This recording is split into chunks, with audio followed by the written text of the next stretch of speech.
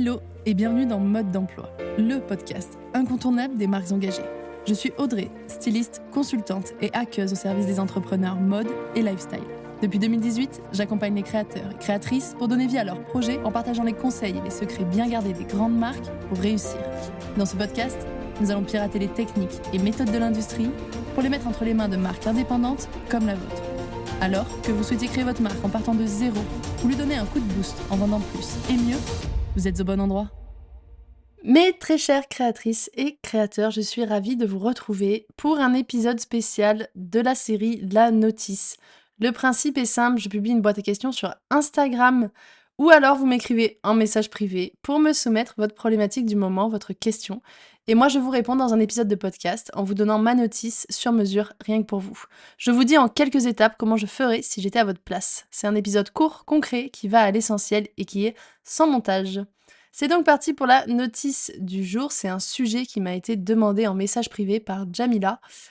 Comment définir et structurer sa collection pour être rentable, comme vous vous en doutez. Alors, elle me l'a demandé suite à un épisode qu'elle a écouté, qui est l'épisode de podcast lié au budget pour créer sa marque de vêtements. Je vous remettrai le lien en description si jamais vous ne l'avez pas encore écouté. Alors, structurer, définir et détailler le contenu de sa collection avant même de la dessiner, c'est ce qu'on appelle la structure de collection. En tout cas, c'est l'outil qui est appelé comme ça. Et c'est un outil qui est très utilisé par les marques de mode et par l'industrie textile, puisqu'en fait, c'est une des bases de la rentabilité d'une collection. Sans ça, vous risquez tout simplement de créer un petit peu au pif ou avec ce que vous avez dans la tête, mais vous n'aurez pas de vision financière définie sur votre collection. Donc, voilà ce que je ferais si j'étais à sa place pour définir et structurer ma collection. La première étape, c'est que je commencerai par faire un benchmark efficace, c'est-à-dire que je ferai une liste, par exemple, des marques qui sont proches de la mienne ou qui ont un produit commun, une cible commune, etc. Et j'irai analyser leur collection et leur offre. Ça va me permettre de voir ce qui se fait sur le marché, de potentiellement adopter un positionnement un peu différent, mais pas tout à fait non plus déconnecté. Ça va me permettre vraiment de voir ce qui fonctionne, ce qui ne fonctionne pas, de voir où je peux venir me placer sur mon marché en termes de produits, de prix, de style, etc. Ça, c'est le benchmark, c'est essentiel pour arriver avec une offre qui correspond à la cible, qui correspond aux attentes et qui n'est pas déconnectée, totalement déconnectée des personnes à qui je veux vendre ma collection. Dans le programme que je propose, le programme Créer sa marque, qui sert à créer sa marque donc en partant de zéro sans être du milieu, dans la nouvelle version de ce programme, je propose un outil qui permet d'analyser les best-sellers des marques concurrentes, le prix, quand est-ce que la marque a sorti ce modèle, etc. Et ça va permettre vraiment de voir ce qui fonctionne chez les concurrents, ce qui fonctionne vraiment, et de pouvoir, moi, me rapprocher, me matcher avec les prix, voir concrètement quels sont les prix que mettent les clients et les clientes et pouvoir m'en rapprocher au mieux avec ma propre marque. Donc ça, c'est pour la première étape, un benchmark efficace. Deuxième étape, je définirai précisément les modèles maintenant que je veux créer. Alors là, je sélectionnerai un nombre limité de modèles, c'est-à-dire que je ne ferai sûrement pas tout. Alors je listerai bien sûr mes idées, mais ensuite, je viendrai recadrer et trier pour atteindre une structure restreinte au départ, puisque on est sur un lancement de marque, une première collection, et même si on est sur une deuxième, troisième, quatrième collection, vous devez savoir que c'est mieux de lancer moins de modèles, ça coûte moins cher, c'est plus rentable, c'est plus de sérénité aussi pendant le développement, donc je me limiterai à certains modèles.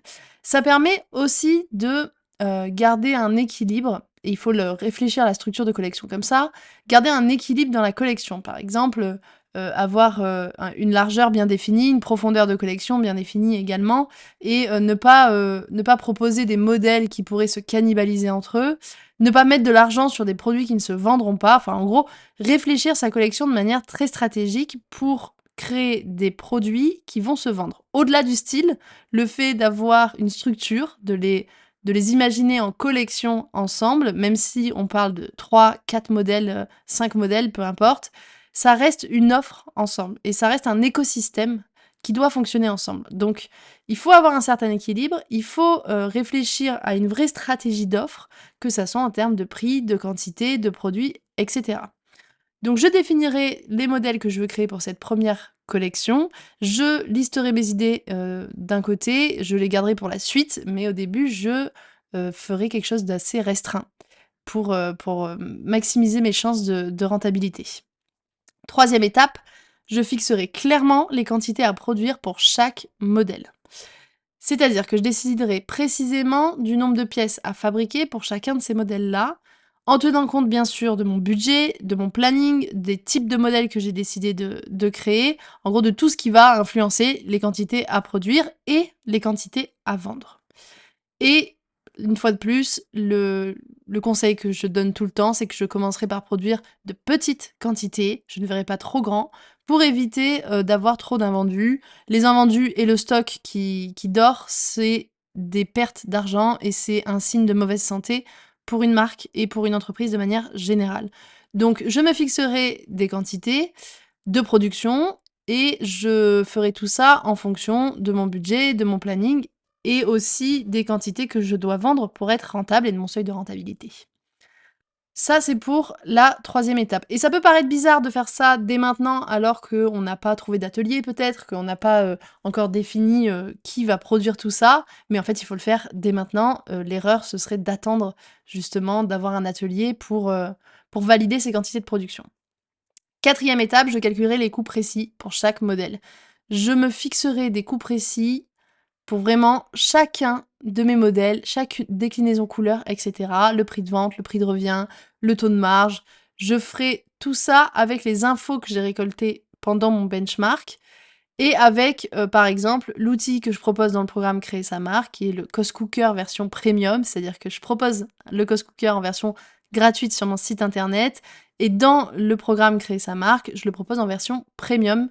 C'est un outil énorme qui permet vraiment de voir rapidement quels sont les prix que je dois me fixer, quelle est la marge que je dois me fixer et comment atteindre ma rentabilité.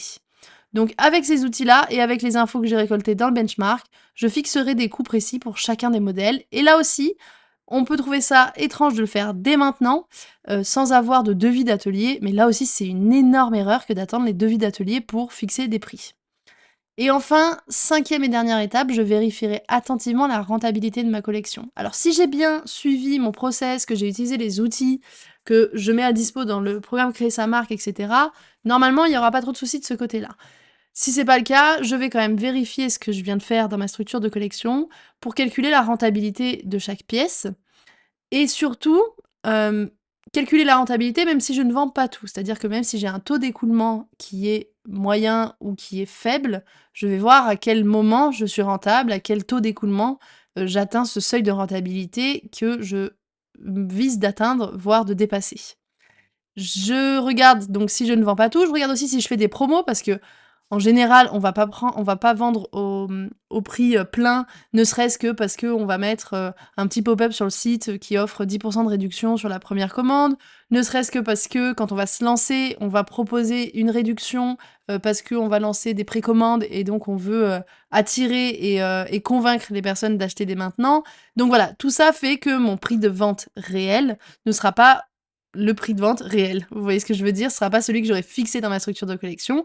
Donc pour tout ça, je vais calculer aussi ma rentabilité en fonction, d'un taux de remise moyen que j'aurai, défini et donc je vais analyser tout ça en fonction de mes autres dépenses. C'est-à-dire que ce que je vais produire là, ma structure de collection et ce que je vais produire dans cette structure doit couvrir toutes mes dépenses, en dehors de ce stock. Ça doit couvrir, le stylisme, le modélisme, ça doit couvrir toutes les dépenses, indirectes que j'aurai, qui sont liées à la collection, qui sont liées à la marque, qui sont liées à plein de choses. Donc ma rentabilité, elle est là. C'est-à-dire que c'est bien si je me rembourse mon stock, mais si j'arrive pas à rembourser, mon site internet, si j'arrive pas à rembourser, mon logo et cetera, dans les premières collections, c'est dommage. Donc je vais calculer ma rentabilité et je vais m'assurer que ça rembourse toutes mes autres dépenses.